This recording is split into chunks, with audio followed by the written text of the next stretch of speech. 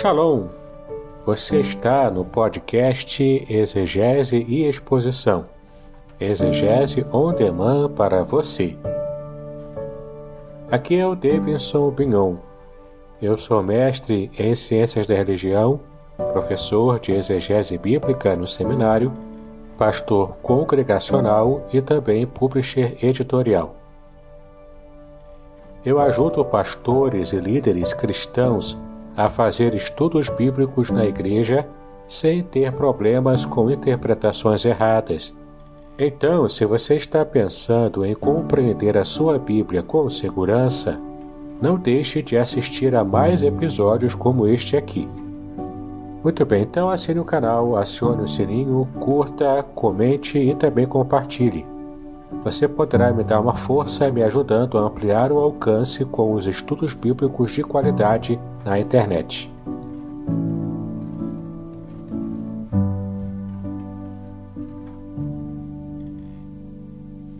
Quero então chamar o pastor Davidson para que esteja aqui conosco. Cadê o pastor Davidson? Bom dia, meu amigo. Tudo bem? Tudo jóia? Bom dia, pastor Aderson. Tudo bem? Graças a Deus. Estamos aqui na luta, né? Esperando o melhor de Deus, né? Que o Senhor tem preparado para cada um de nós. Amém. O pastor Davidson hoje vai continuar. O tema hoje é um tema polêmico, né? É um tema que de fato precisa aí de esclarecimento. Ele já disponibilizou até o material que, se você quiser, a gente pode compartilhar contigo. E primeira mão, hein? Posso falar agora ou falo depois, pastor Davidson? Fica à vontade. Pode falar Fica à agora. vontade?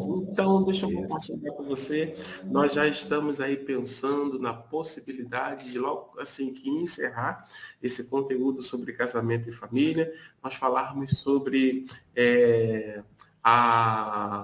o livro de Abacuque. Olha, esse livro aí é de suma importância. Nós estamos pensando, já está tudo alinhavado, só estamos aguardando Deus selar, mas tudo indica que ao final, na semana que vem, nós continuaremos ainda para fazer o encerramento do livro, né? Casamento e Família. Tá aqui, ó.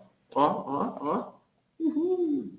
Casamento judaico, a ética do casamento judaico. A gente encerra, se Deus quiser, na semana que vem. Se você ainda não adquiriu o seu, ainda dá tempo para você adquirir o seu. Se você quiser, também tem outro livro que o pastor Davidson escreveu. Opa, aqui, ó, Salmo 23, olha, revelações do Salmo 23. Então, você tem a oportunidade aí de poder adquirir. E deixa eu falar, hein, uma coisa, hein? Para você que mora aqui no Espírito Santo, se você quiser adquirir, se você fizer aí contato com o pastor Davidson hoje, se você alinhavar tudo com ele hoje, eu estou recebendo visita no próximo final de semana, eu consigo trazer a custo zero com relação ao frete, hein? Custo zero em relação ao frete, hein? Mas você tem que falar com o pastor Davidson ainda hoje. Qual é o contato, pastor Davidson?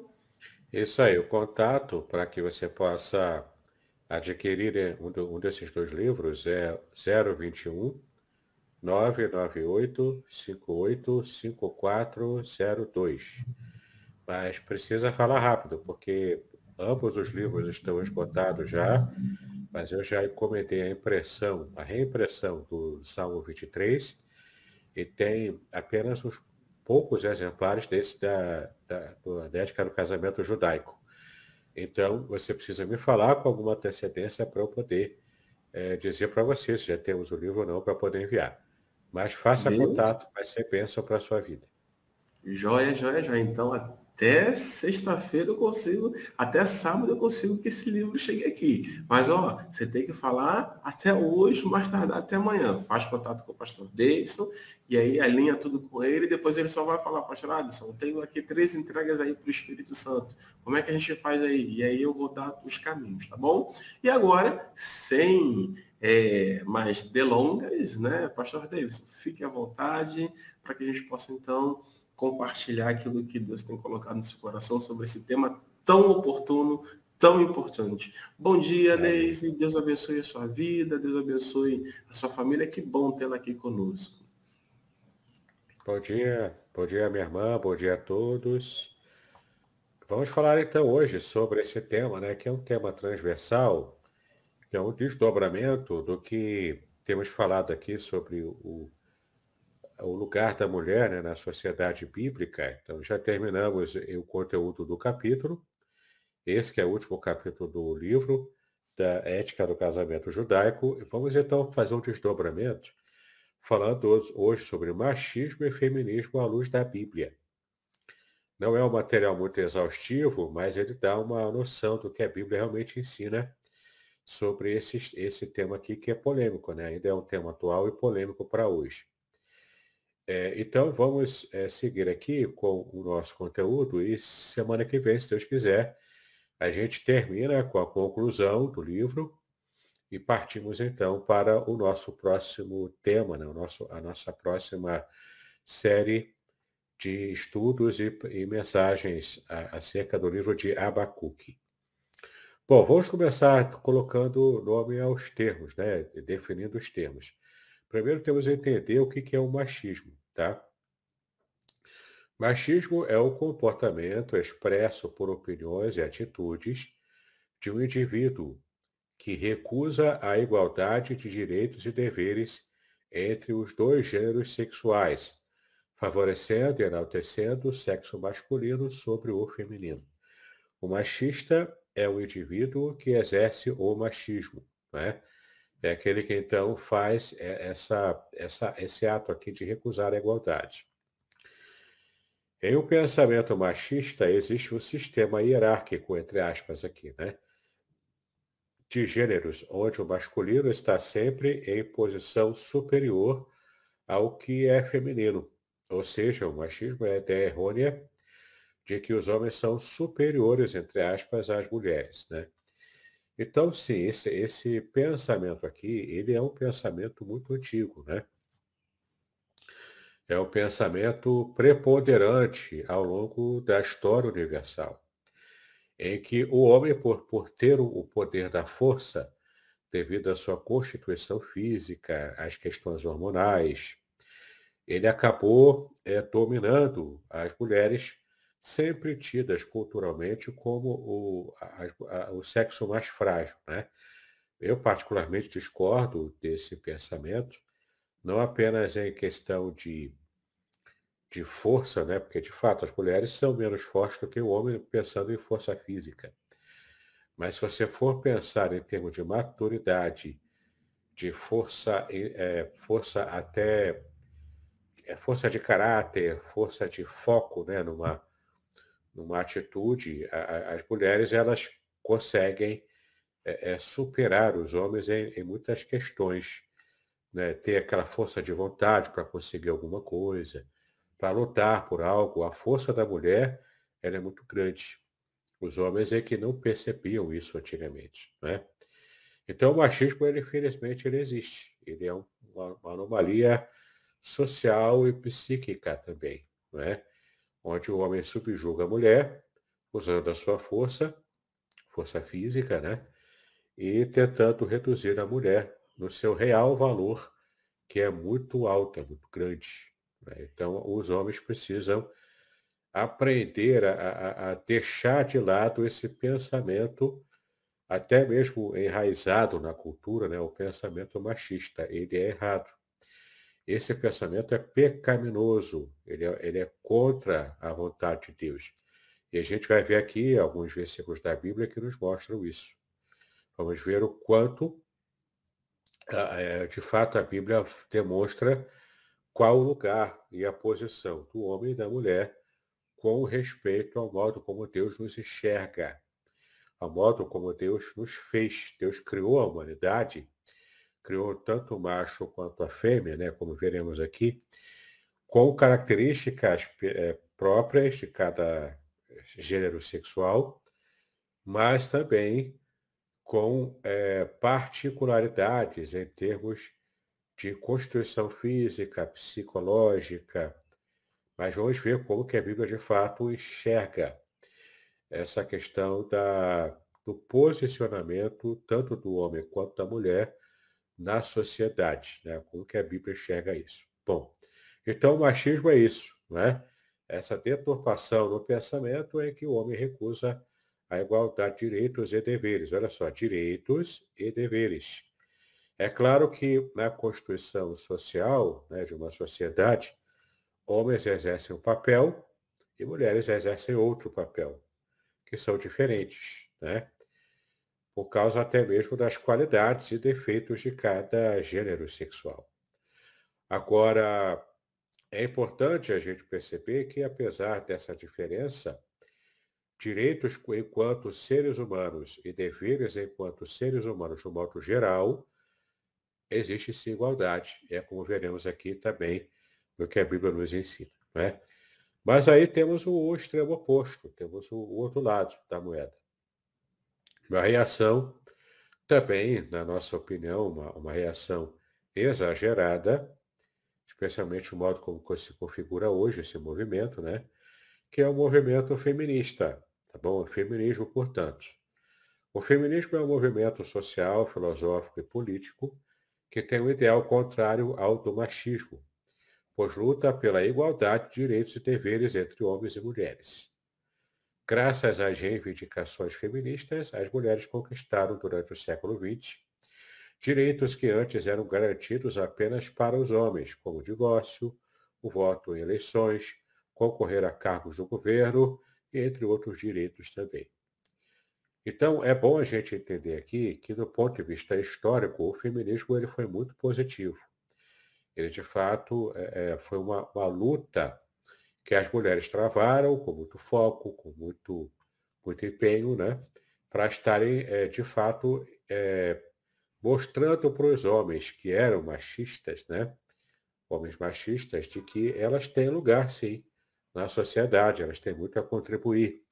E elas têm, inclusive, igualdade de direitos e deveres. Não que elas sejam realmente iguais aos homens. É claro que não. A constituição física de homens e mulheres são diferentes.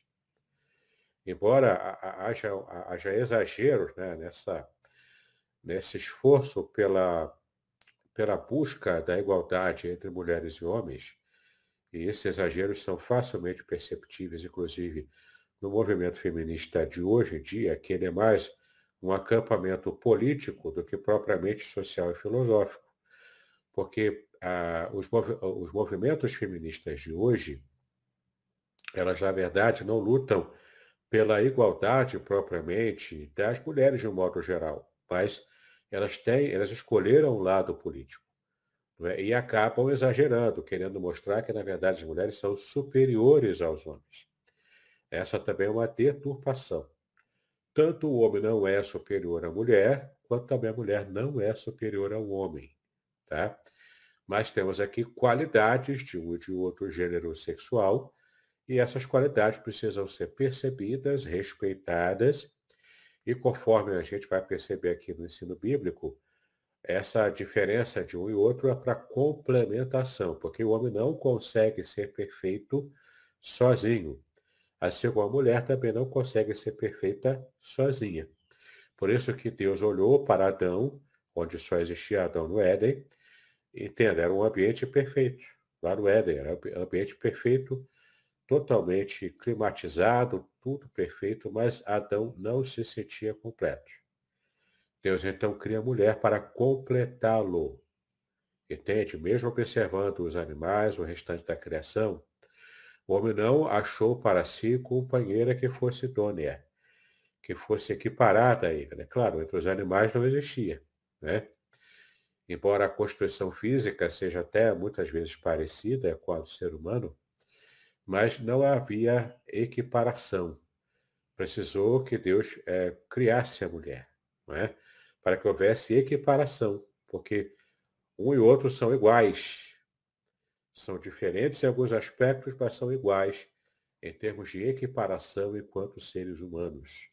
Portanto, tendo direitos e deveres também iguais, né? E mesmo na história bíblica, como a gente também já estudou no meu livro, né?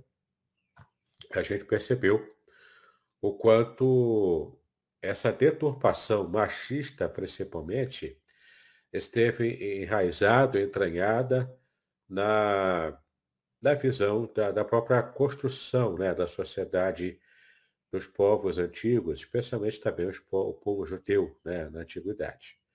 Claro que isso era uma deturpação, né? Embora oficialmente a Bíblia não desse respaldo inicial para isso, mas acabou desgringolando para o machismo. Então, a luta das mulheres nesse movimento feminista lá no começo, ela teve objetivos nobres e alguns deles foram de fato alcançados, né? E as mulheres hoje têm de fato por direito essa conquista histórica de poderem votar, de poderem escolher uma profissão que fosse adequada e não apenas ter essa obrigatoriedade de ser apenas dona de casa, né? Isso é muito positivo para a sociedade e para as mulheres também, de modo geral. E se o homem também não for machista, ele também vai entender de que conquistas como essas também são boas para o homem, desde que ele não tenha esses preconceitos do machismo, tá? O problema é quando se exagera. Tanto o machismo é um exagero do homem, quanto o feminismo se tornou hoje um exagero da mulher também. Quando a mulher quer subjugar o homem, né? A mulher, muito empenhada no movimento feminista ainda hoje, como eu já disse, ele tem mais cunho político do que propriamente filosófico ou social, acaba achando que todo macho, todo homem é um porco chauvinista, né? Ao ponto da gente também ter visto na própria cultura esse movimento dos homens estarem mutilando a sua própria masculinidade. Alguns homens, entre aspas, né, chamados de feministas, né, que mutilam a sua própria masculinidade e até alguns até dizem que ele é um homem em desconstrução, como vimos também recentemente na cultura aqui no Brasil, né? Um personagem cultural falando isso. Então, é muito triste a gente ver o quanto tanto a feminilidade das mulheres quanto a masculinidade dos seres do homem, né? Do homem, isso está se perdendo, isso está se dissolvendo na sociedade, a ponto de acontecer o que se chama hoje disforia de gênero. O que é uma disforia de gênero, né, para os especialistas, né, especialmente da psicologia? Seria uma inadequação do homem ou da mulher de entenderem que eles nasceram com o gênero errado. E então querem fazer uma reconstrução do gênero que ele acha que deveria ter, ou que ela acha que deveria ter. Daí veio os movimentos de transexualidade, não é? Que do ponto de vista bíblico, ele não tem respaldo, tá bom? Apenas tem respaldo social, também com essa pegada mais psicológica do bem-estar do indivíduo, e a gente não quer entrar no mérito dessa questão. Nosso objetivo aqui é pensar do ponto de vista bíblico, tá? Então, tanto o machismo é condenado pela Bíblia, quanto o feminismo exagerado também é condenado pela Bíblia, assim como essas questões que envolvem a disforia de gênero. Também não há respaldo bíblico para esse tipo de movimentação social, psicológico, cultural no dia de hoje, tá bom? Há uma, há uma questão política envolvendo, né, esse tipo de ênfase que se dá na sociedade hoje, mas não convém aqui tratarmos desse tipo de assunto, tá bom? Bom, então, machismo e feminismo, como vimos, não tem base bíblica, eles são exageros da sociedade e precisamos, como cristãos, também nos posicionar, tá bom? Bom, com respeito ao que a Bíblia ensina sobre esses exageros, né? A Bíblia ensina que há a plena igualdade do homem e da mulher na criação e também na redenção. Essa igualdade ela é plena no que diz respeito à criação, portanto, na própria noção de ser, né, do homem e da mulher, que a gente chama em filosofia de ontologia, não é? Que é essa compreensão do ser humano, de quem o ser humano é, como ele se entende como ser humano no mundo, não é? Esse é o aspecto de estudo chamado de ontologia. Tem a ver com o ser. Então, na ontologia, a criação nos mostra a plena igualdade. E também na redenção, no que diz respeito à salvação espiritual. Não é? Também não há diferença entre homem e mulher. Agora, é claro que nos aspectos práticos da vida, os gêneros têm sim diferenças, é lógico. Fisicamente, hormonalmente, psicologicamente, tudo isso você percebe a diferenciação, sim, entre homem e mulher. Você falar qualquer coisa diferente disso é ser, inclusive, anticientífico, porque a ciência reconhece apenas dois sexos, certo? Do ponto de vista hormonal, tá? Aqui nós estamos entrando no aspecto psicológico, ou mesmo dessa movimentação político-partidária e até essa movimentação propriamente social. Não é? Bom, temos alguns versículos aqui que falam sobre essa plena igualdade do homem e da mulher no que diz respeito à criação e também à redenção, a nossa história de salvação. Né? Vamos ver aqui, de modo geral, esses versículos, tá bom? São vários aqui, e vamos entrar pormenorizadamente em alguns deles mais à frente, tá? Vamos ver então esse primeiro bloco aqui no livro de Gênesis, sobre como a Bíblia enxerga homem e mulher, não é? Você pode ver na sua tela aí, ó. Gênesis 1, 26, para começar, né? E disse Deus, façamos o homem à nossa imagem, conforme a nossa semelhança, e domine sobre os peixes do mar, e sobre as aves do céu, dos céus, e sobre o gado, e sobre toda a terra, e sobre todo réptil que se move sobre a terra.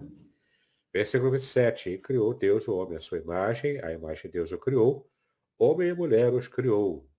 Né? Versículo 28, e Deus os abençoou, e Deus lhes disse, frutificai, multiplicai-vos, enchei a terra, e sujeitai-a, e dominai sobre os peixes do mar, e sobre as aves dos céus, e sobre todo o animal que se move sobre a terra. Então temos aqui essa primeira perspectiva da criação, onde Deus cria o homem à sua imagem e semelhança, e o texto faz muita questão, né, de estar falando aqui no versículo 27, homem e mulher os criou, e veremos aqui o que significa essa expressão na língua hebraica, né, que é o original, a língua original em que o Antigo Testamento foi escrito. Agora vamos ver Gênesis 2, versículo 18. E disse o Senhor Deus, não é bom que o homem esteja só. O homem aqui é apenas Adão, né?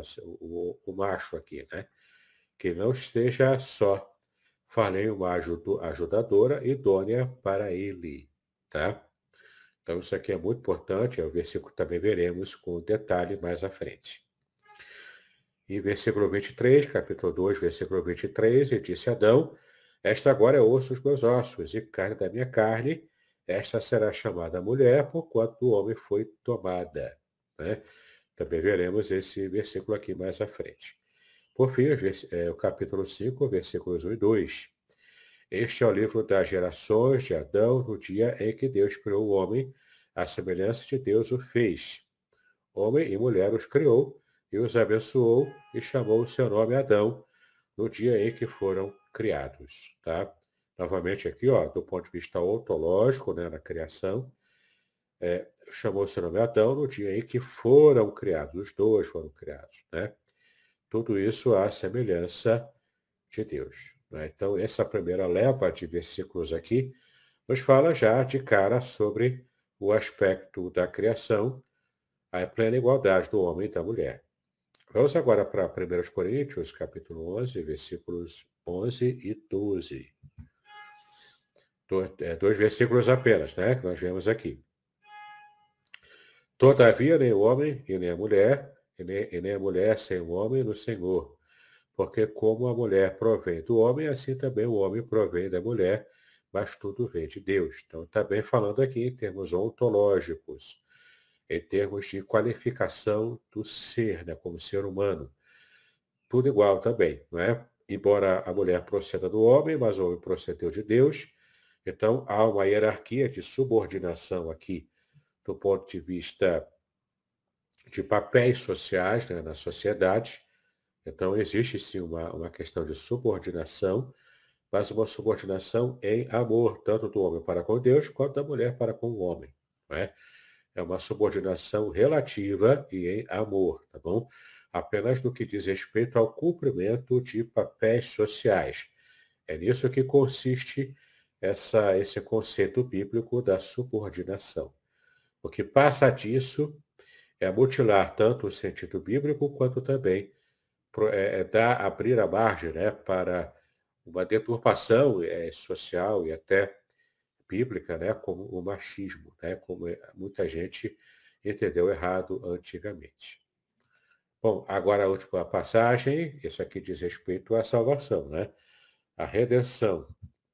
Gálatas 3:28. Nisto não há judeu nem grego, não há servo nem livre, não há macho nem fêmea, porque todos vós sois um em Cristo Jesus. Aqui tem um contexto, né, uma delimitação de contexto que se refere à salvação, à redenção. Portanto, a mulher não tem menos condição de ser salva do que o homem, tá bom? Tanto o homem quanto a mulher são iguais no que diz respeito ao alcance soteriológico, né, o alcance da salvação, tá bom? Então, esses, de modo geral, são os versículos que nós separamos aqui para entendermos a plena igualdade do homem no que diz respeito à criação, homem e mulher, né? Quanto também com respeito à redenção, à salvação do ser humano, a soteriologia bíblica, tá? De modo muito geral, são esses os versículos aqui. Vamos agora entrar pormenorizadamente em alguns deles, tá bom? E como o pastor Aderson disse, você também poderá solicitar a ele o PDF, esse PDF que eu estou usando aqui, para você ter em casa os versículos e os conceitos que estão aqui apresentados. Então, o primeiro texto que nós já lemos é justamente Gênesis 1:27. E criou Deus o homem à sua imagem, a imagem de Deus o criou, macho e fêmea os criou. Então, temos aqui alguns destaques que eu coloquei aqui nesse nosso slide, né? Então, você vai ver aqui as palavras em amarelo no versículo, que foram destacadas aqui, para que entendamos como aparece no hebraico e também o significado, né, dessas palavras aqui no original. Então, primeiro verbo criar, né? Criou. Aqui o verbo criar. Em hebraico, bará, é o verbo bará. Criar do nada. Apenas Deus, ele é admitido nesse verbo aqui como o agente dessa criação, desse tipo de criação. A palavra bará em hebraico aparece lá em Gênesis 1, versículo 1, que diz, criou Deus, criou Deus o homem, né? Criou Deus ali os céus e a terra. Então, a gente vai perceber que é esse mesmo verbo utilizado, ou seja, Deus agindo diretamente na criação, e sendo apenas ele o agente desse ato de criar, tá? Quando se usa em hebraico a palavra bará, apenas Deus é o agente da criação, porque realmente traz essa ideia de criar do nada, sem matéria pré-existente. É uma criação eminentemente divina e o ser humano não tem condição de criar nada que seja do nada, né? Que seja sem matéria pré-existente, tá? O homem apenas transforma o que já existe na natureza. Ele pode transformar, tá? Deus é aquele que cria, que torna concreto algo que era abstrato sem nenhuma matéria pré-existente. Essa é a ideia do verbo bará, em hebraico, criação do nada, tá ok? Então é interessante que tanto Deus usou, o texto bíblico, né, usou o verbo bará para se referir a Deus, criando do nada toda a criação, quanto também o homem e a mulher. Né? Olha que interessante, né? Deus usando também esse verbo criar, mas embora a criação do homem e da mulher tenha tido matéria pré-existente, né? Mas o fato é que criar o homem dessa maneira, ainda que usando o pó da terra, essa matéria pré-existente, só Deus é que tem poder para fazer. Por isso que o ser humano, ele pode tentar fazer clonagem, mas mesmo a clonagem humana é feita de material genético pré-existente. Criar do nada, realmente, só Deus é que pode fazer. Né? Ainda que de modo indireto, né? como ele fez para criar o ser humano. Primeiro ele fez do nada o pó da terra. Depois, com o pó da terra, a matéria pré-existente, ele criou Adão. E depois de uma parte, né, a costela de Adão, Deus então criou Eva. Então é muito interessante a gente perceber esse modus operandi que Deus usou para poder dar curso à criação. Podcast Exegese e Exposição. Exegese on demand para você.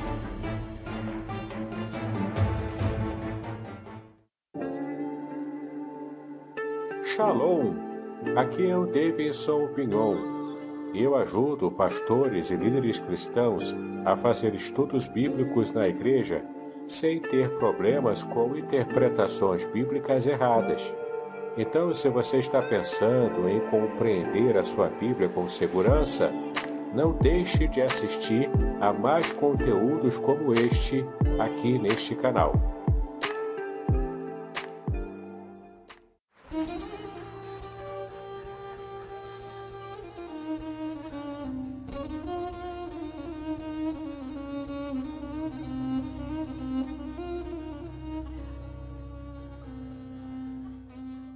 Shalom! Quero falar sobre o livro Revelações Originais do Salmo 23. Nesta obra, o reverendo Davidson Pignon nos convida a minerar pepitas de ouro escondidas no rico solo do Salmo 23. Todo livro é melhor compreendido em seu idioma original, em sua época original e em seu local original. Estamos distantes dos três no que diz respeito à Bíblia. Assim como o pastor guia as ovelhas, o reverendo o tomará pela mão e o guiará em todo o trajeto para entender o Salmo 23 com todas as suas nuances que, infelizmente, se perdem em português. Numa época onde se tenta falsificar o sentido das escrituras utilizando os idiomas originais, o reverendo Pignon nos traz uma tradução correta do Salmo, e uma interpretação sóbria, sem exageros dos termos em hebraico que sofrem prejuízo na tradução para a língua portuguesa. Coisa horrível é comprar bijuteria pensando ser joia rara. Aqui não é o caso. Realmente você aprenderá a minerar pepitas de ouro com este livro. As minhas já estão guardadas no cofre. Você se surpreenderá e se emocionará com a profundidade dos sentidos das palavras do Salmo 23. Espero que este livro seja um refrigério para a sua alma, assim como foi para a minha. E que você entenda que, mesmo que esteja passando por um deserto escaldante agora, o Divino Pastor lhe guiará até águas frescas e tranquilas. Assim, para ter uma boa leitura, acesse o link na descrição.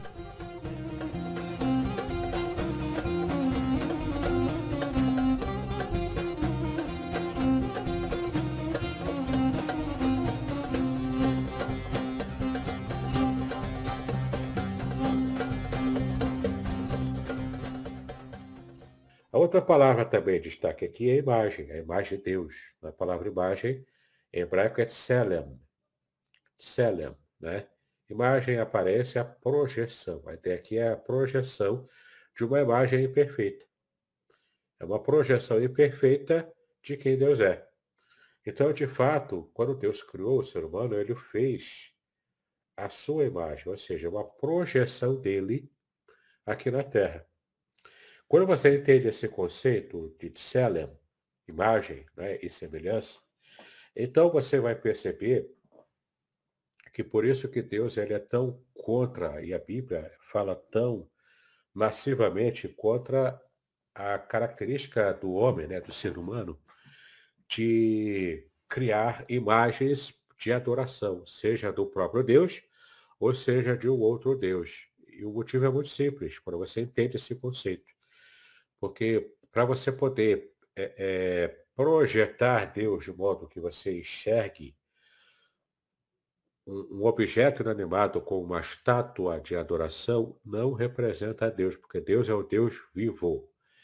E ele próprio já providenciou a representação visível para esse mundo de quem ele é, que é uma projeção de qualidade inferior, mas assim, ainda assim, uma projeção de fato e mais condizente com a realidade de quem Deus é, que é o próprio ser humano, um ser vivo andando aqui na Terra.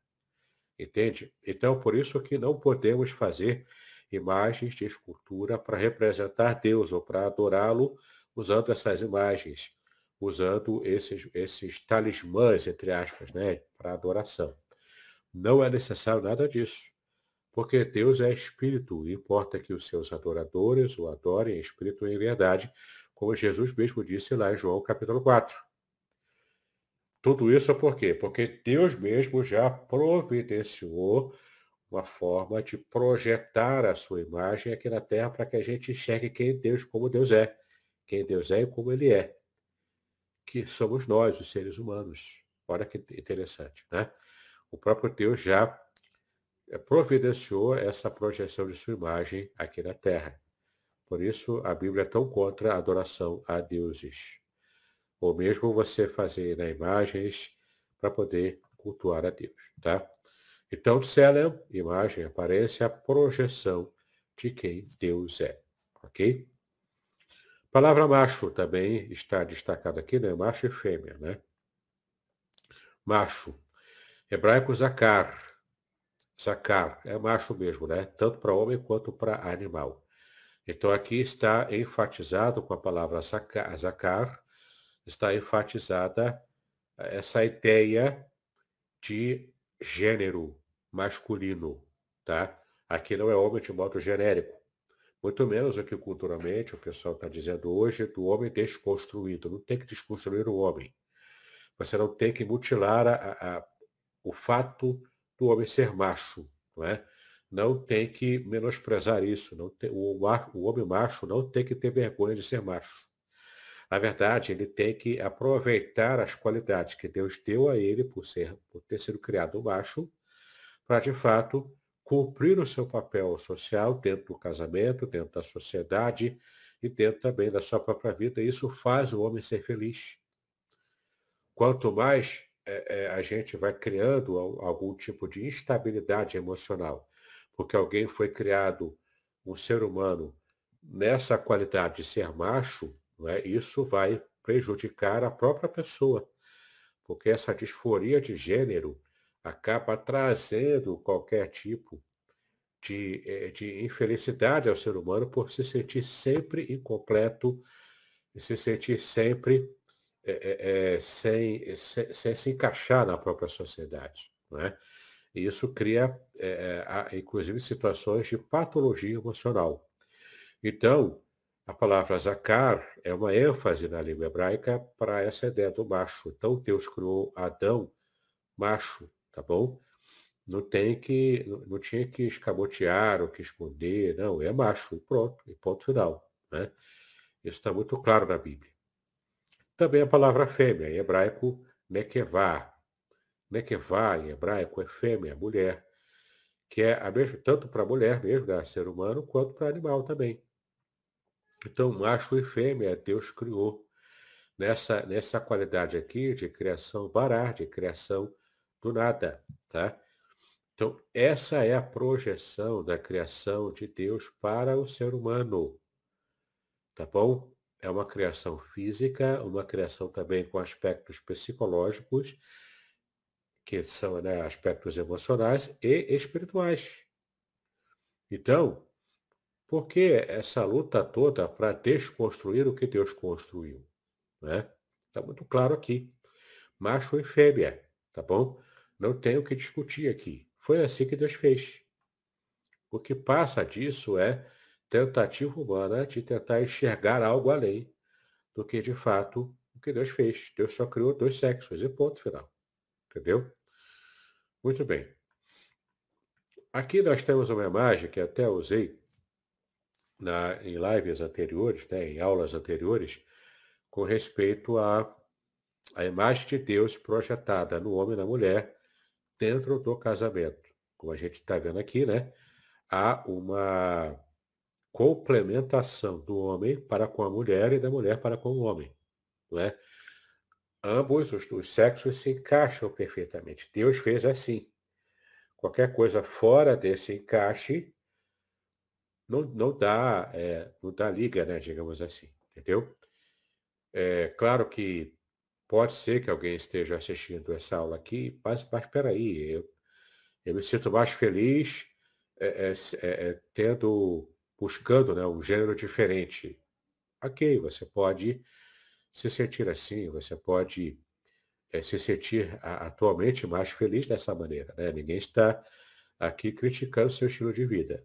O nosso objetivo aqui não é criticar o estilo de vida de qualquer pessoa, mas é mostrar o que a Bíblia fala, tá?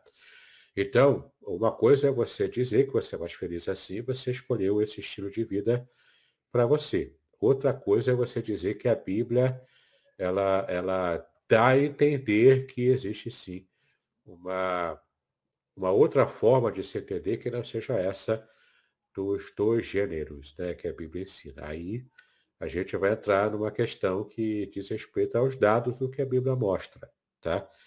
Então, nós temos aqui duas palavras em hebraico, que são palavras é, genéricas para homem e para mulher, tá? São as palavras mais comuns. Não como nós vimos lá, para macho e fêmea, né? Ali já está designando mesmo a questão dessa diferença dos sexos, né? Aqui nós temos também uma diferenciação dos sexos, mas de um modo mais geral, né? Ish é uma palavra que significa homem, tá? Ish. Isha é uma palavra em hebraico que significa mulher. Perceba que Ish e Isha, no caso Isha, é uma palavra derivada de Ish, tá?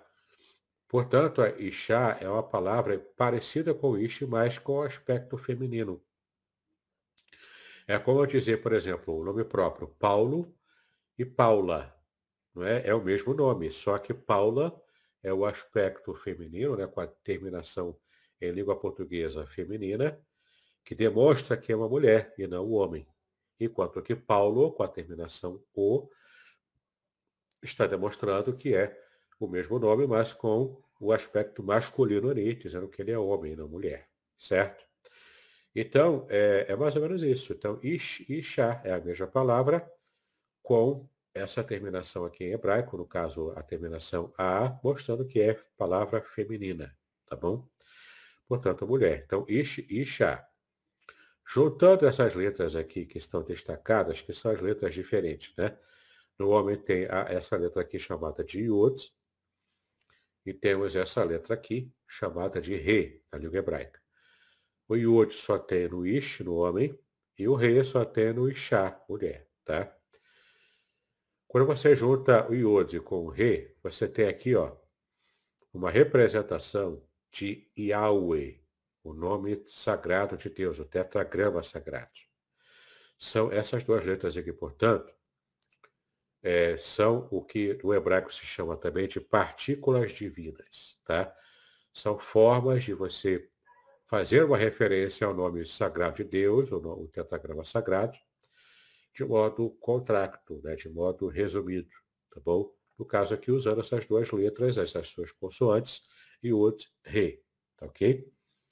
Quando junta, portanto, essas letras que aparecem apenas em um, que é uma designação também da individualidade, porque o Yod só tem no Ish, no homem, e o Re só tem no Ishá, mulher. Isso aqui é um aspecto particular, enquanto que tanto a letra Aleph quanto a letra Shim tem aqui, ó, a mesma letra no homem e na mulher, não é? Então você vê que a letra é diferente, você enxerga ali no que é diferente para cada um deles, você enxerga a partícula divina, você encontra Deus nessas particularidades de quem é o homem e quem é a mulher, quando se encaixa perfeitamente numa união de casamento. Então você tem Deus no casamento quando há essa união perfeita do homem com a mulher. Veja que bacana, né? Agora existe o caso 2. Você percebe aqui também as mesmas letras, né, que estão destacadas aqui, Yod e Re, tá bom, em vermelho. Mas quando você pega apenas a letra que se repete entre um e outro, quando você exclui essas letras vermelhas, né? Fica as mesmas letras aqui, ó, o Aleph e o Shin. Tá vendo? O Aleph e o Shin. Aleph e Shin, tanto para o homem quanto para a mulher, quando você tira a partícula divina, quando você tira Deus dessa união do homem com a mulher, sobra Esh. Em hebraico, Esh significa fogo. Tanto para o homem, para a mulher aqui, quanto para o homem aqui. Né? Sobra fogo. Ou seja, se você tira Deus da união do casamento, O que sobra é fogo que destrói o casamento. Sobra briga, sobra confusão, sobra conflito, desarmonia. É o fogo que consome e destrói o casamento. Então, o casamento, para ser feliz, tem que ser um casamento, segundo a Bíblia, heterossexual, uma união heterossexual, em que ambos conseguem enxergar Deus na sua particularidade. Tá bom? E quando há essa junção, a própria língua hebraica nos mostra aqui esse simbolismo bonito de que Deus está presente, portanto, há harmonia, há amor, felicidade. Quando você tira Deus do casamento, portanto, não respeita a individualidade, você quer ver apenas o igual, e massivamente igual, né? Não respeitando os aspectos individuais do homem e da mulher, sobra o fogo, sobra a briga, confusão, desarmonia e, portanto, a falência do próprio casamento. Ok? Interessante. Próximo versículo. E disse o Senhor Deus, não é bom que o homem esteja só. Falei uma ajudadora que esteja como diante dele, que seja idônea, né? Diante dele. A palavra ajudadora em hebraico, ezer, significa ajudadora, aquela que ajuda, tá? Ezer, portanto. Como que diante dele é uma expressão hebraica, é o que tecnicamente a gente chama de hebraísmo, que é uma forma hebraica de se fazer referência, né? É uma forma típica da língua hebraica de dizer alguma coisa. Em hebraico aqui é apenas uma palavra que expressa essa expressão inteira aqui. A palavra neged. Neged em hebraico. Na frente dele, ou seja, a mulher está na frente dele. Ele é notável. Ela é correspondente aos anseios e necessidades do homem. Tá? Aqui há a ideia de igualdade, pois a mulher é perfeitamente correspondente às necessidades do homem, sendo apenas ela suficiente para completá-lo adequadamente. Então, o homem não é completado com os animais. Tanto que Deus colocou lá os animais para ele dar nome e ele percebeu que não tinha ninguém que era compatível com ele. Não tinha animal compatível com ele. Deus então cria a mulher e ele percebe, olha, essa é osso dos meus ossos, carne da minha carne, está tudo igual, porque de fato Deus criou essa mulher para ser complementadora dele. Ajudadora aqui no sentido de complementar. Com as características diferentes que a mulher tem, ela complementa o homem. E também com as características que o homem tem, na sua particularidade de ser um macho, ele também complementa o que falta à mulher. Então, mulher e homem se encaixando perfeitamente, alcançando então a harmonia. E esse casamento em que o homem e a mulher estão perfeitamente unidos, amando um ao outro, e cada qual exercendo bem o seu papel, né, de complementar o outro, essa atitude mostra para o restante da sociedade a imagem e semelhança de Deus no casamento, na união entre homem e mulher. Tá? Então é muito interessante você perceber que não há aqui relação de superioridade ou inferioridade, mas há papéis complementares, e a própria língua hebraica mostra isso para a gente. Tá? Outro versículo, e disse Adão, esta é agora o osso dos meus ossos, e carne da minha carne, esta será chamada varoa, porquanto o varão foi tomada. Gênesis 2, 23. Né? Varoa, em hebraico, Ishá, como nós já vimos. Né? Ishá, mulher, deriva de Ish, homem, né? Sendo o seu exato feminino. Enquanto que o varão, em hebraico, Ish, homem. Ok? As diferenças são anatômica, psíquica e emocional, mais igualdade ontológica referente ao ser. Ou seja, claro que na anatomia física do ser humano, do homem e da mulher, tem diferença. Qualquer um pode notar isso. Não precisa ser um gênio da biologia para saber que há diferença biológica entre homem e mulher. Isso é plenamente científico. A diferença também é psíquica. A mulher tem emoções e pensamentos que são um pouco díspares do modo como o homem tem, né? De modo geral. Portanto, psíquica e emocional. Tá? Agora, do ponto de vista espiritual, da espiritualidade, é tudo igual. Aqui não tem diferença. Homem e mulher podem se ligar igualmente a Deus sem diferenciação. tá? Porque eles têm igualdade ontológica, referente à própria constituição do ser humano, ok? Outro versículo também interessante aqui, é o último versículo que veremos, portanto já estamos terminando. Isto não há judeu nem grego, não há servo nem livre, não há macho nem fêmea, porque todos vós sois um em Cristo Jesus. Aqui é claro que o contexto de Gálatas 3:28 se refere ao contexto da soteriologia, da salvação, a redenção, portanto. Né? Como estamos falando, em termos de redenção e de salvação, não existe diferença nem étnica, no caso aqui judeu nem grego, nem social, no caso servo ou livre, e nem também sexual, no caso macho ou fêmea. Né? Não tem diferença no que diz respeito à salvação, é todo mundo igual.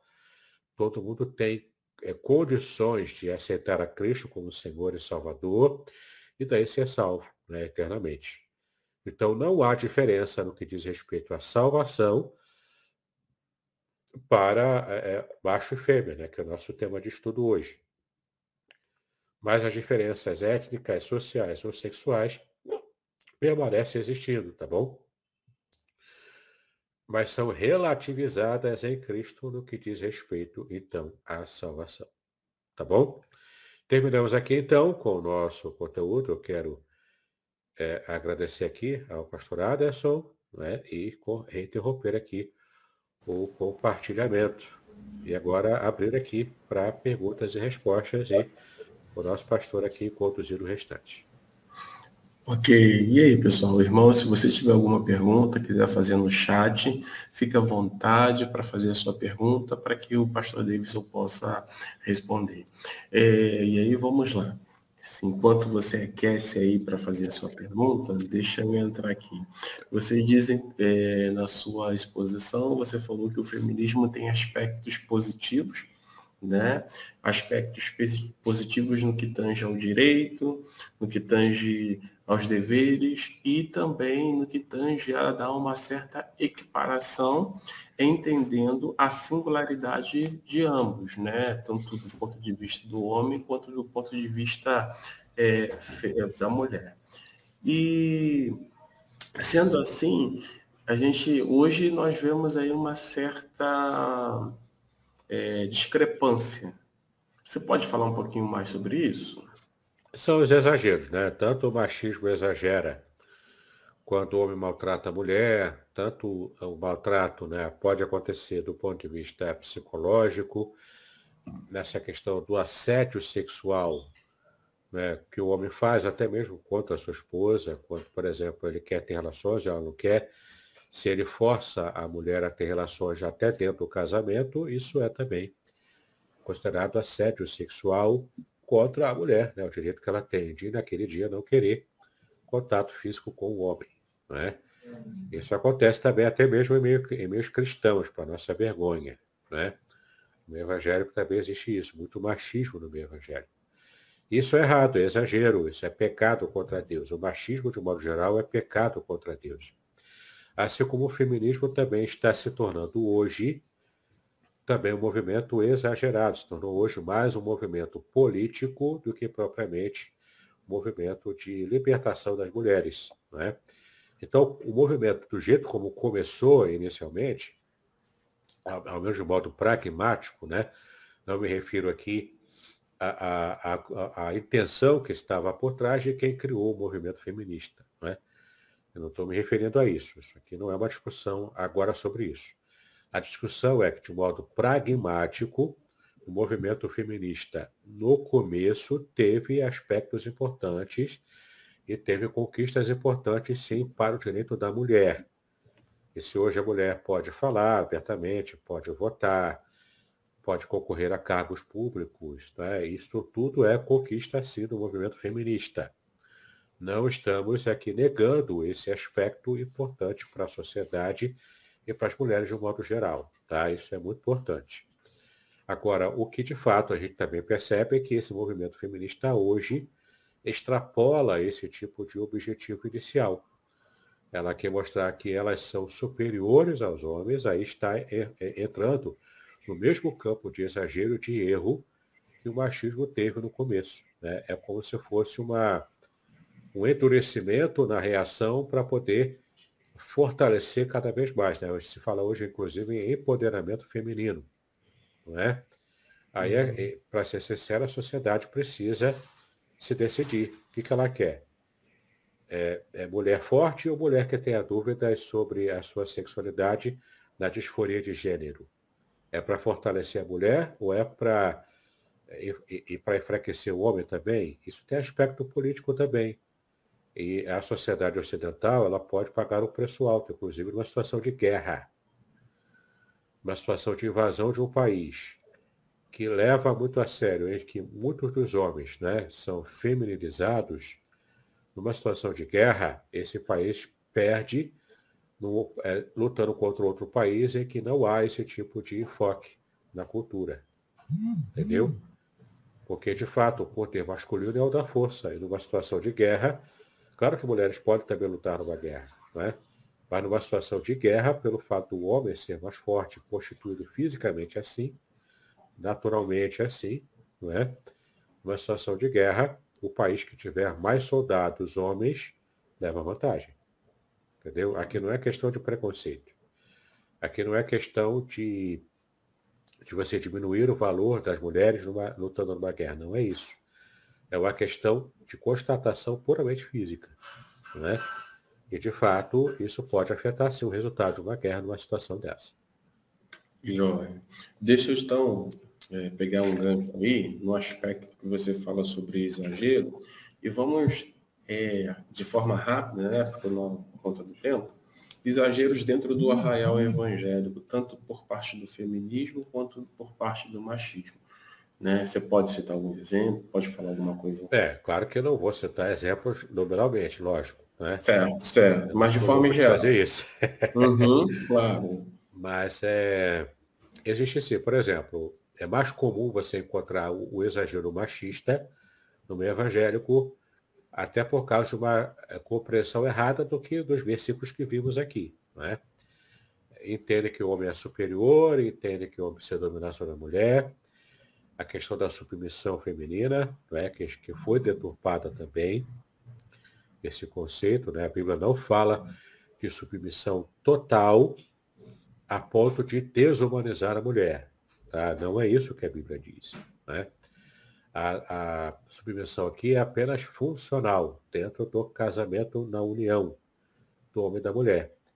Então a mulher exerce papéis sociais dentro da família e o homem também exerce papéis sociais dentro da família.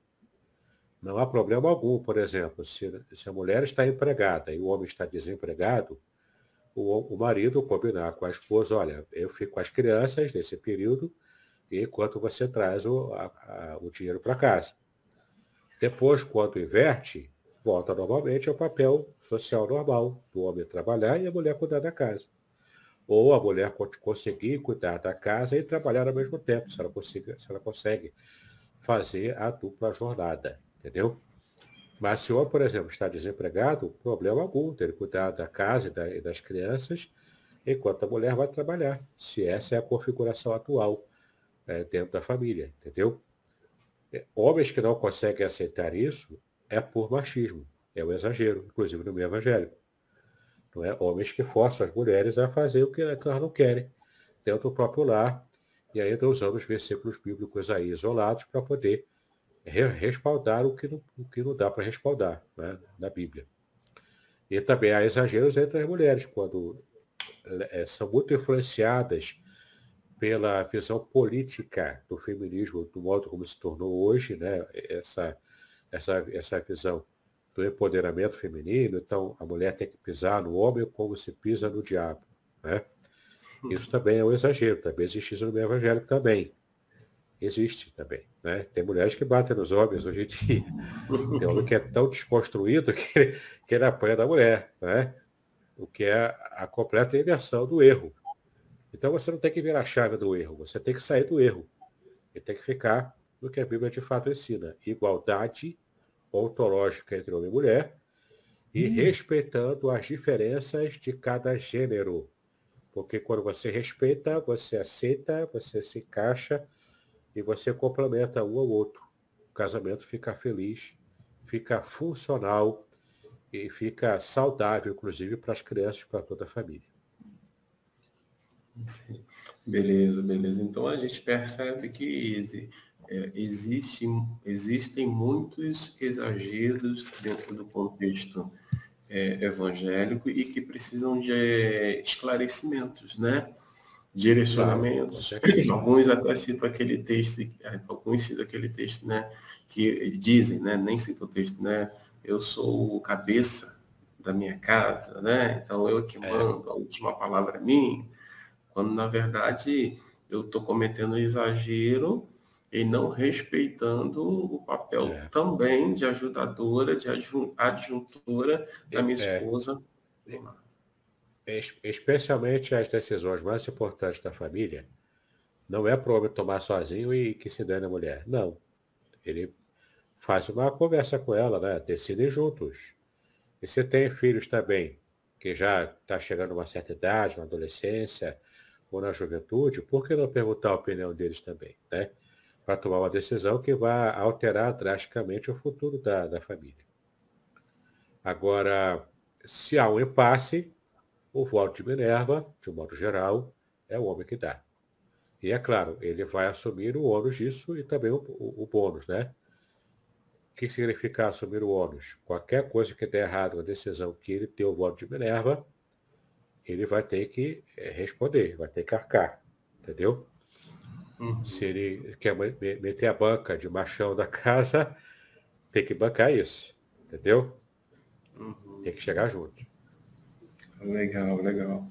Interessante. E aí, assim, vale aí uma reflexão quanto a nós em papéis e responsabilidades, e ao mesmo tempo a gente não pode perder de vista, quando a gente olha para o primeiro versículo que você citou de Gênesis, é que o pastor Idaura até comentou sobre isso na última mensagem também, é que o nosso lar deve ser de acordo com a imagem e semelhança de Deus e deve glorificar a Deus. Então, e você colocou aí naquela imagem, né? Quando Deus não está no centro, quando Deus não é glorificado, quando não há esse esforço, né, para fazer tudo para a glória de Deus, só fica fogo, e fogo consome tudo. Queima, detona tudo. Né? Não é o fogo do espírito, não. Aí é o fogo do conflito, da guerra.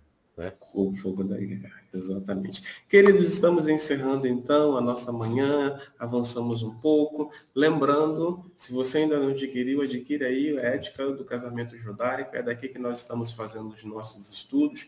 Estamos já encerrando, estamos já chegando ao finalmente. Na verdade, na próxima semana, na próxima quarta-feira, nós estaremos encerrando aí a Ética do Casamento Judaico. Se você quiser adquirir o seu livro, Pastor Davidson, é só fazer contato com ele. Lembrando, tem pouquíssimos livros que ele já solicitou uma nova reedição. E também, não custa nada, né? Revelações aí do Salmo 23. Olha, revelação. Como vocês estão vendo, eu tenho os dois, né? E show de bola, show de bola. Vale a pena você ter esse livro para ler, para meditar, para estudar, para aprender, porque eu tenho aprendido muito, muito mesmo. Queremos agradecer aí os nossos amigos e irmãos que estão conosco, o Douglas, a Nilce, a Lorena, o Flávio Prado, nosso querido pastor, amigo, a Rosilane Mello, a Dalva também está conosco, a Neise também está conosco, né? A Cris, embora esteja lá no outro ambiente, mas também está conosco. Que Deus abençoe a todos os amados irmãos. Ok? A Loreta falou, sabe as palavras. A Neise falou, muito obrigado pelos ensinamentos, isso é muito bom. A Neise falou, concordo, certamente está havendo uma desconstrução do homem, isso é muito bacana. Queridos, o pastor Davidson retornará então na próxima semana. E eu vou usar a seguinte expressão, tá? Já tem um outro estudo engavetado, né? Que estudo que está engavetado, pastor Aderson? Nós vamos debruçar sobre o livro de Abacuque, ok? Aquele que fala assim, ainda que a figueira não floresça, não tem esse versículo?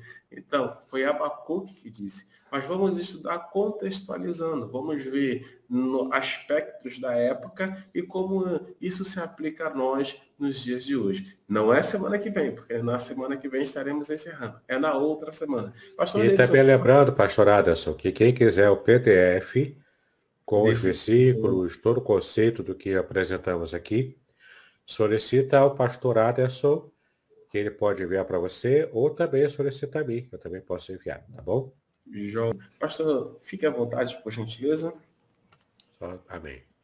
Para te exaltamos pelo privilégio que tivemos em apresentar mais um estudo bíblico de assuntos polêmicos que trazem dúvidas, mas podemos apresentar a tua revelação, Senhor, sobre cada um deles. Nós pedimos a ti que tu nos abençoe para que estejamos expurgando, ó Pai, do nosso meio, o nosso próprio casamento, nossa própria família, qualquer atitude machista ou feminista. Que tudo isso, ó Pai, todos esses exageros sejam retirados em nome de Jesus, para que tenhamos uma vida familiar harmônica, abençoadora, com, ó Pai, também estarmos espelhando a Tua presença, a Tua imagem, através do nosso próprio casamento. Pedimos as Tuas bênçãos àqueles que estão, ó Pai, necessitando, ó Pai, de uma cura, aqueles que estão esperando, ó Pai, uma cirurgia, que haja a Tua graça, a Tua bênção. Nós te exaltamos também pelo pastor Flávio Prado, o seu casamento, ó Pai, essa semana, que ele possa ser abençoado por Ti em tudo quanto ele fizer. Cuida, Pai, também dele e da sua esposa, e que haja a Tua graça, Pai, revelada a ele e a cada um de nós também. Nós assim colocamos tudo em Tuas mãos, agradecendo a Ti pela oportunidade, em nome de Jesus, hoje e para sempre. Amém e amém. Amém, amém. Próxima quarta-feira, retornaremos aí com o pastor Davidson, e amanhã temos Amanhã com Deus. Shalom para todos. Shalom a todos.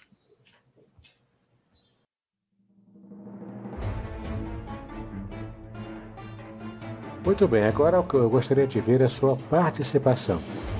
Entre em contato comigo, compartilhe a sua experiência comigo e quem sabe até se você enviar em formato de áudio, eu possa aproveitar a sua experiência para apresentar no próximo episódio do podcast Exegese e Exposição. Eu sou Davidson Bignon e eu ajudo pastores e líderes cristãos a fazer estudos bíblicos da igreja, sem terem problemas com interpretações erradas. Se você então está pensando em compreender a sua Bíblia com segurança, não deixe de assistir a mais episódios como este aqui. Então, assine o canal, acione o sininho, curta, comente e também compartilhe. Ajude-me a ampliar o alcance com estudos bíblicos de qualidade na internet. Que Deus abençoe os seus estudos, paz e bênção sobre a sua vida.